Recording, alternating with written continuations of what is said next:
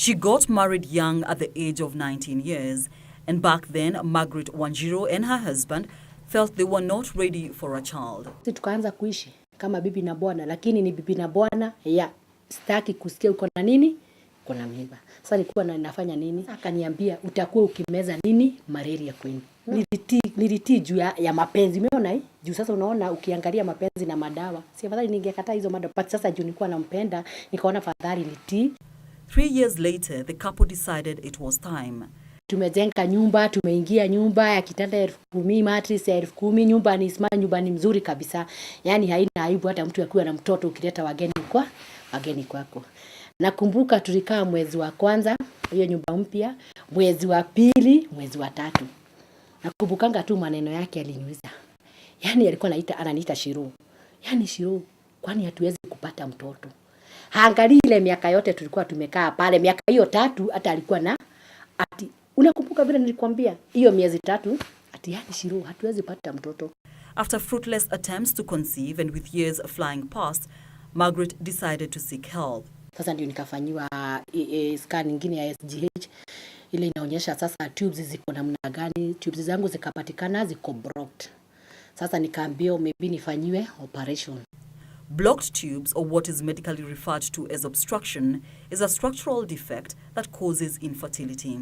You have the birth canal, which is the lower reproductive structure. Then you have the upper reproductive structure. You have the uterus. We have the womb inside the uterus as part of the uterus. And then you have the tubes which communicate to the ovaries. So once the egg is released from the ovary, it should travel to the womb, and fertilization occurs in the tube. The semen, the sperm should travel from outside to the womb and to the tube to cause fertility. So there must be communication. That's what you are saying. So you can have structural defect affecting that communication between the sperm and the egg.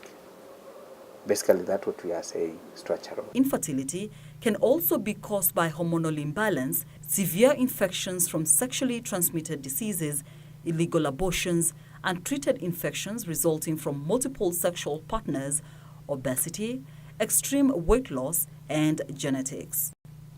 In addition, fibroids, depending on their position on a woman's reproductive system, can also be a cause of infertility, as can endometriosis, a condition that presents painful menstrual periods in women and girls. Fibroids, basically, they grow on the muscle, but they can grow towards the cavity. So they will block the cavities. The sperms may not be able to go in, isn't it? The same way, if the fibroid is next to the tube or opening, it will obstruct the tube from opening and the eggs can't communicate in there. Endometriosis is a condition whereby a lady gets painful periods. Why? Because the cells which bleed every month are located outside the uterus. They can be in the tube, they can be in the ovary, and every time the mother gets bleeding, her monthly periods, she still bleeds outside there. Bleeding outside here causes wounds, and the healing is that you form adhesions, the structures that attaches to each other. So the tubes will be also attached there. So they can be blocked because there was a disease process like endometriosis.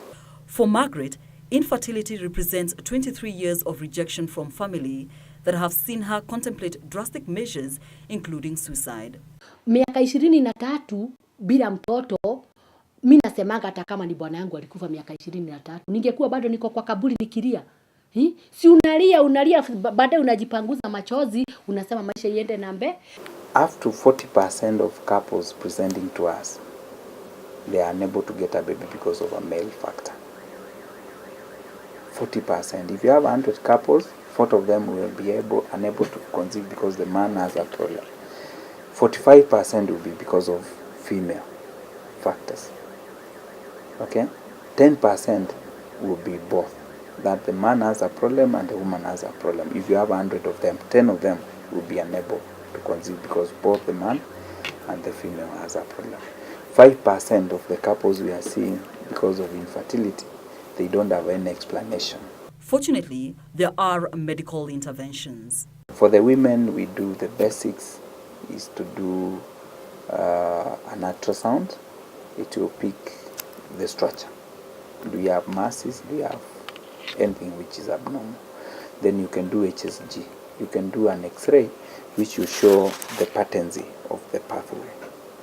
Are the tubes open? Is the uterus normal? And can the sperms moving? That's called HSG. Is an X-ray. Then we can do the hormones for the lady.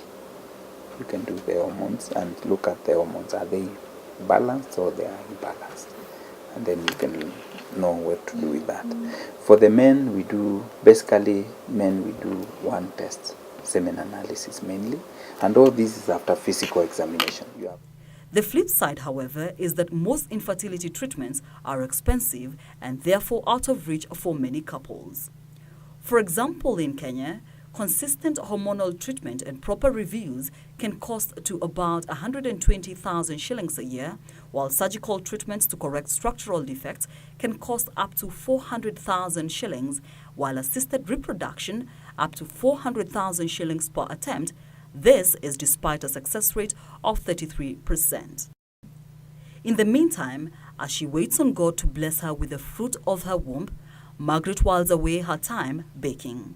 The desire for a bun in her own oven is still hot, just like the pastries she shares with children who flock her kitchen. Mimi naongeaga na Mungu kama mtu.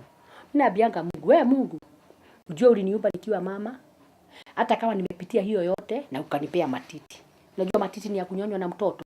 So kama utanipea na mtoto siku moja, utaniambia matiti ulinipea nini? Caroline Kamau reporting for Channel 1 Weekend.